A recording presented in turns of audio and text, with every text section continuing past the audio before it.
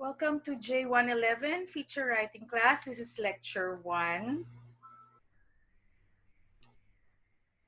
So today we'll talk about what is a feature, just so that we are on the same page. Most of you, or you should have passed J102, which is news writing. And this is a totally different animal in terms of journalism.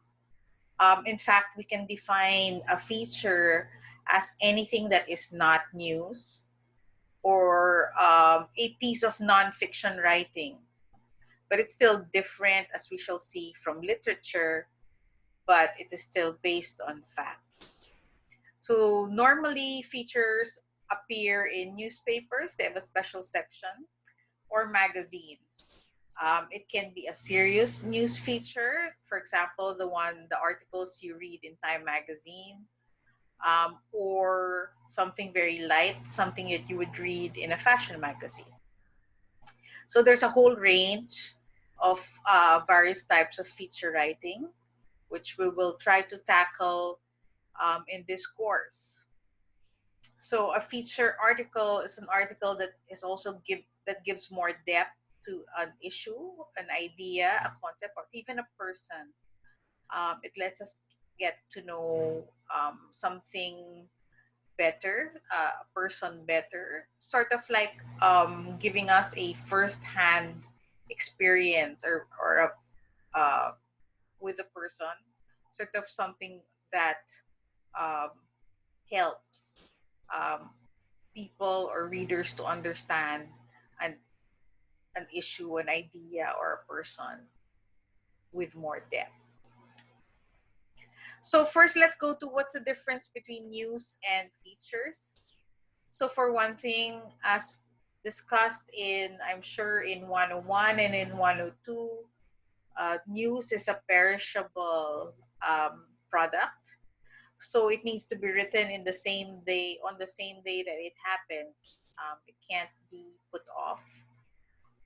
And if it's not written, then it becomes old and not news anymore. On the other hand, features can be evergreen. So it can be both timely, or it can be what we call evergreen, meaning that what there's no time bound. Something that was written, let's say, in the 70s or in the 90s, can be read today as if it were new, and still be relevant or still be interesting to the readers. News items are brief. Normally, we don't go over 900 words, with a few exceptions. Features, on the other hand, are more lengthy, or they're expected to go in depth, so they're given more space. News depends on the significance or importance of an event, place, issue, or idea. Um, while features can be merely human interest, it might not have any prominent person or prominent place. It may not even be timely, but it's interesting. So human interest becomes the foremost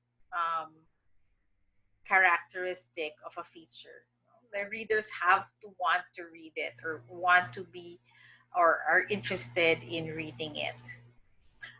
In terms of writing, news, of course, has a strict inverted pyramid format, while features are more flexible. So there is a format, but it's very loose. It's not as strict as news writing. Okay, what are the similarities of news and features? So first, and the most important thing, is that they are based on facts. So there is no room for fiction in feature writing. It also contains the 5 W's and H: the who, what, where, when, why, and how. Also, stories should show, not tell. Well, that actually, yes, for both, whether you're writing news or features. The idea of making it more interesting is that you show your readers what is happening rather than tell them. Of course, there's also the aim of catching the reader's attention and answering the question, so what? So what? Why should I read you? Why should I read your article? We have that has to be very much in the mind of the writer when we write our features. At the same time, we are writing for a target audience. So this is not poetry where you write for yourself or for your um, self-expression. Feature writing is still a job. It's still an idea of thinking about the audience, of wanting to know what their interests are and writing for them. Features do adhere to the same values as news, such as timeliness, significance, consequence, prominence, proximity, and oddity. But their main function is to humanize, to add color, to educate, to entertain, and to illuminate. They can recap major news that was reported in a previous news cycle or simply report a trend.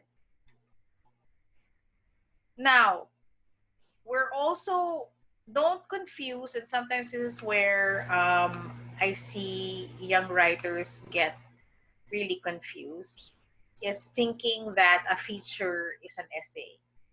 So these are two different things as well. These are two different forms of writing. They are more similar in style than, let's say, a feature in news, or actually a feature somewhere in between. But yes, we have to keep in mind the differences so as not to be confused or as so as to make the feature more effective. So first of all, facts. Facts, as I said, something similar with news. Features are based on facts, while essays can be based on opinion or personal experience.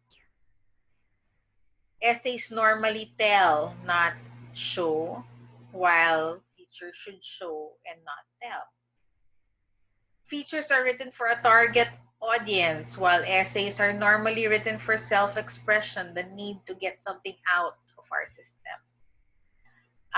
Even when we're writing essays with an audience in mind, let's say an opinion piece for a newspaper, to contribute, let's say, to Young Blood. Even if we have that audience, we're still writing to express something that we feel strongly about. A feature, not necessarily you can feel strongly about what you're writing, or you can simply write something that you think will interest many people. And then usually features are written in third person, although these days it is very possible to write it in first person. There are some magazines that actually prefer this style of being of having the writer also be a participant observer um, in whatever event or um, place that they want written about.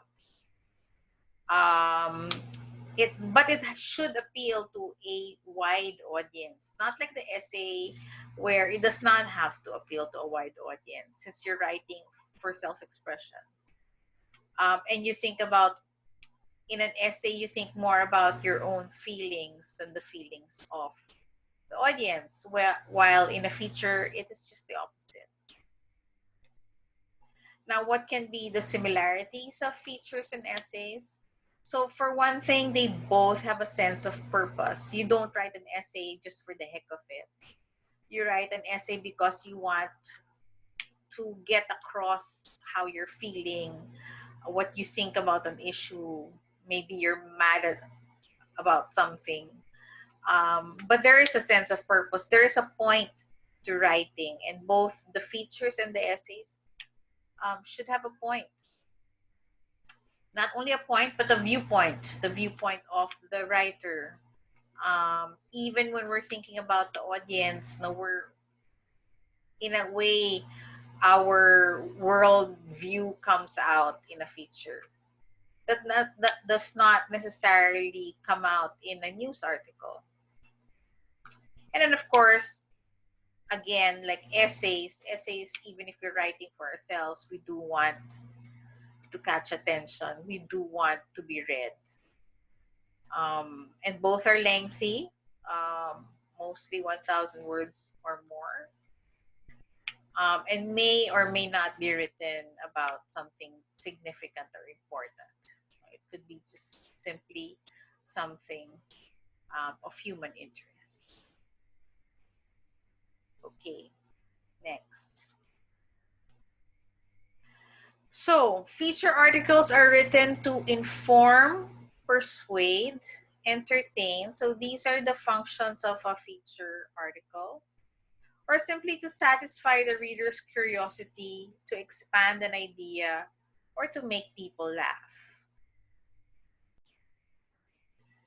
Emotions are important in a feature in the sense that we want to evoke emotion in our readers.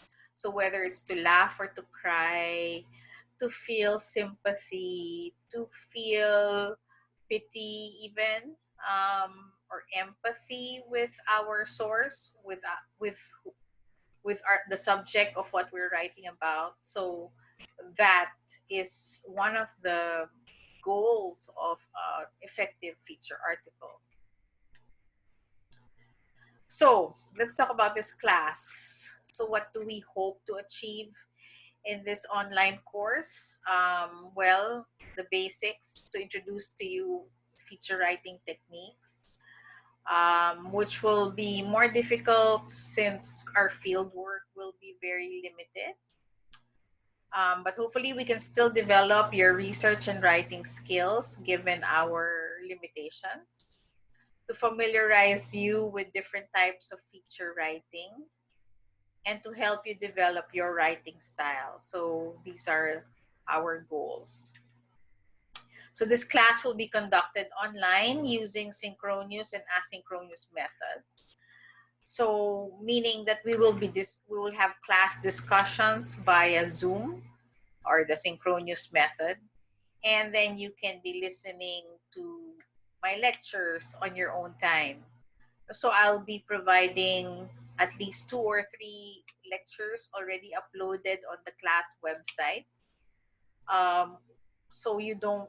So ideally, you should have, or not ideally, but rather you should have viewed the videos right before we discuss it in the class, before we have a Zoom meeting on that particular lecture.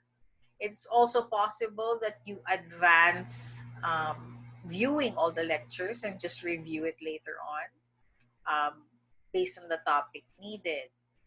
So it's up to you how and when you want to view these lecture videos.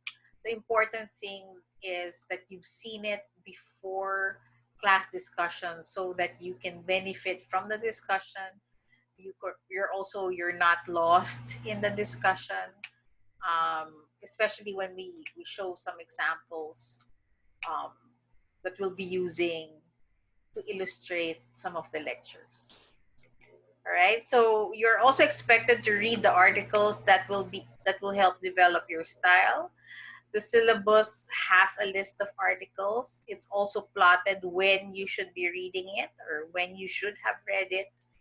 So if you really want to maximize this class, I suggest you follow the syllabus very well.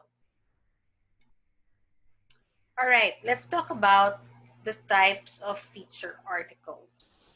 So as we said, there are many types of feature articles. We will not be able to discuss all of it. So we will concentrate because the SEM is too short, and online is so limiting. Although we will try to discuss the most basic ones, to give you a good idea of how to develop your own style for features. So the first type, or the most basic, is the personality profiles. So a personality profile is written to bring an audience closer to a person, or in or out the news. So this is usually done through interviews and observations, as well as creative writing to paint a vivid picture of the person. This is only possible if you actually have a real life contact with the person. Of course, you can always write a personality profile based on what has been written about a person, sort of like to aggregate all the previous articles about the person. But it will really not come to life that way. Although, by looking at what has been written about, um, will also enrich your own profile. One, you'll be able to figure out what has not been written about. And second, you could put some background material in the new article that you are writing to give it more substance and also for you to understand the person better. The second type is human interest stories.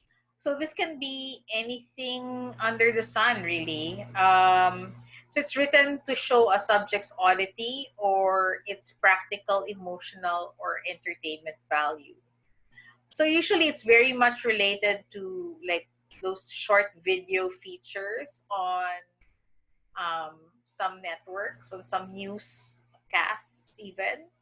I don't know if you got, at least I got it on my Viber groups. They were sharing this story from CBS, which is a big network in the US, about a goose who was chasing a guy in the park or became his best friend. So the relationship between a man and a goose. So you might say, how did that become news? But it was so odd that instead of a dog walking the dog, he walks a goose, and so that became news feature. So yes, so features can be really anything. For as long as you're able to translate that into something that will interest readers. Another type of news or feature, sorry, is the trend story. So this is also very common, especially for magazines, especially for industry magazines. So there are certain magazines that are very much for a particular industry. Let's say the construction industry, the banking industry, the fashion industry. And usually these are the features that are very important to them. So a trend story examines people, things, organizations that are having an impact on society. Trend stories are popular because people are excited to find out what is new, what are the latest fads or trends. So you see here on screen are examples. Green construction comes from a construction magazine, as I said, where they're talking about sustainable development, making even housing something very viable, something very eco-friendly. And then, of course, the more common is the fashion trends, which I think whether you're a fashion magazine or not, this is a common article, feature article that comes out even in newspapers. All right, in-depth stories. So these are usually sometimes they're based on news articles or news events that, of course, the news could only tackle in a superficial way or at least just the event without understanding the people behind them. So, in depth stories could be like the backstory. So, for example, in the story of the ISIS files, which you see on screen, it's a story of how you know, the intelligence agents tried to find out where the headquarters are, or tried to find out how to detect cells or the people who are hidden who are ISIS agents all over the world, how to stop terrorism. And then, of course, you have Dancing in the Dark is about um, Africa and how, well, they're trying to develop hope in a small community that has been um, afflicted with poverty, with illness, etc. So it can be something as serious as that, taking off from a conflict, taking off from um, an issue that's there. It could also be something light. It could also be about, for example, let's say um, an environment feature on animals, on coping with having so many pets or whatever. Um, or it can be about um, food or cuisine. Like, for example, a travel feature would go under this particular type of in-depth story. So, looking into a um, let's say, instead of the normal travel log type of, what is the where travelers go, where tourists go, one can feature a place that is off the beaten track, not the usual stuff. So that can be an in-depth story as well. Now, another type is the interview or Q&A feature. Now, what is the difference between making this a feature and simply Q&A? Um, the difference here is the technique in writing. The nice thing about a Q&A is that you hear the voice of the source. So there's no intervening storyline, you might say, of the voice of the author, or at least it doesn't appear so. In truth, when you say a Q&A feature, it means that the questions are stylized. Um, Meaning that the questions prior to the interview, the questions have been well thought of, and the question has been asked in maybe one question you ask in three ways, so that when you're actually writing the article, you can find a quote that is workable and that is interesting, instead of just a Q&A where the source just simply rabbles on forever and not make sense. So there is some editing involved, there is some presentation as well. So it's really a writing technique, but more than that, it is the technique of questioning that is important to solicit the answers that will make the article interesting. Because you can have a 3-hour interview and come away with nothing to quote, because the person just goes on and on and on and doesn't make sense, or just says takes 5 sentences to say something simple, like, for example, I had ham and eggs for breakfast, but takes them a whole whatever 5 sentences to say just that. So you don't want to fall into that. So it's very, very, actually, this is a technique that a that maybe more veteran feature writers are better at than a novice. So it looks simple, but it's not. Now, the how-to feature is another feature that can be a beginner feature, like one of the things that you start out with. Basically, it's an interview of an expert on how to do something.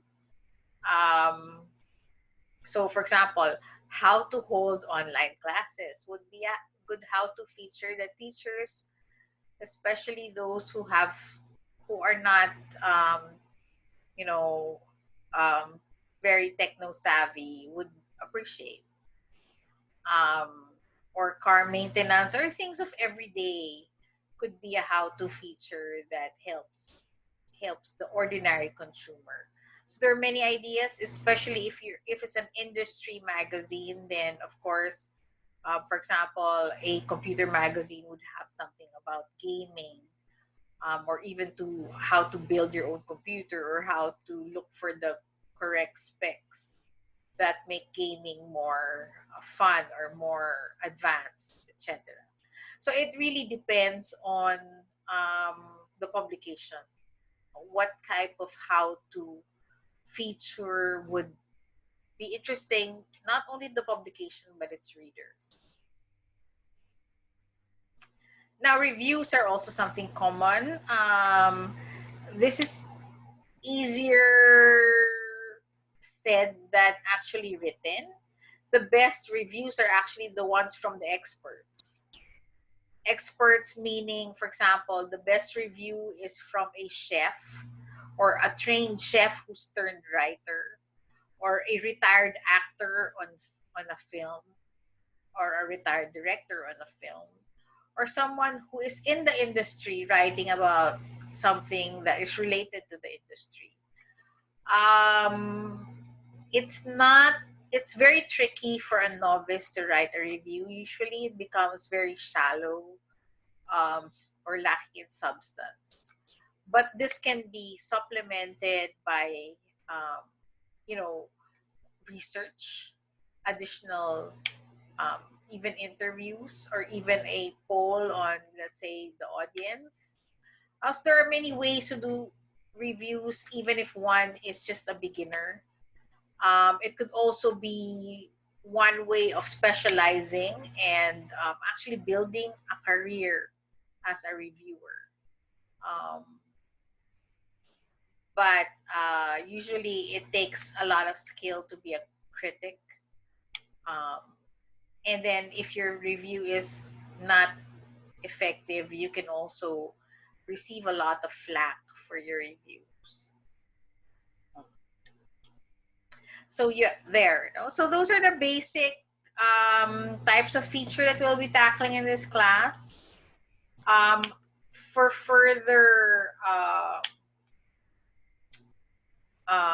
information, I suggest you do the readings. Right now, I'd like to ask you to look at this website. It's listed in your syllabus to look at the characteristics of a writer. And from this article, you have homework. Um, you can see also from the links on the website, the Padlet that I've created.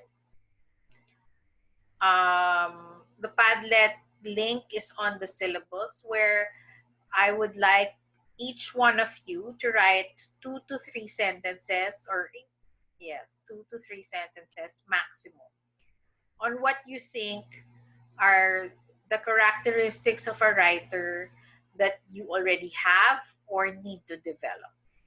Okay, is that clear? So read this article first that's flashed on the screen, which is also available on your syllabus. Then go to the Padlet exercise 1 and write down in 2 to 3 sentences what characteristics you have as a writer, or you want to develop as a writer. All right. So that ends lesson or lecture 1. And we will be discussing this on Zoom together with the second lecture.